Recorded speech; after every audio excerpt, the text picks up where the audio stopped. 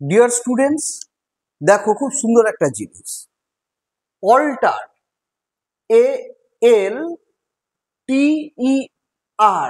Alter.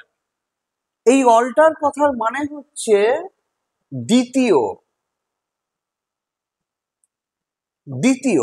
Alter. আর ego,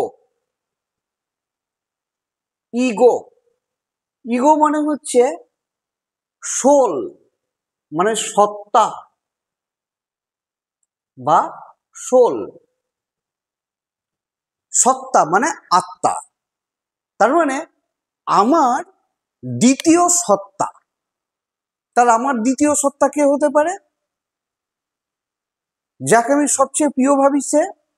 তাহলে alter মানে দ্বিতীয় সত্তা, তাহলে অল্টার প্লাস ইগো, এইটা মিলে গিয়ে যখন আমরা নতুন শব্দ তৈরি করছি তখন সেটা হয়ে যাচ্ছে অল্টার ইগো।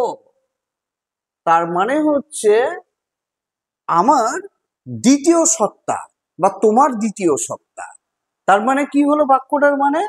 অল্টার ইগো কথার মানে হচ্ছে আমাদের প্রাণের বন্ধু, প্রাণের বন্ধু বা প্রিয় বন্ধু।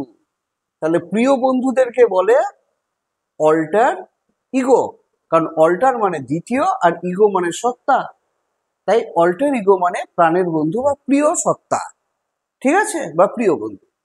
আবার এই অল্টারের আরেকটা মানে আছে, অল্টার মানে পরিবর্তন করা, ভার্ব অর্থে পরিবর্তন করা, ঠিক আছে। আশা করছি বুঝতে পেরেছো।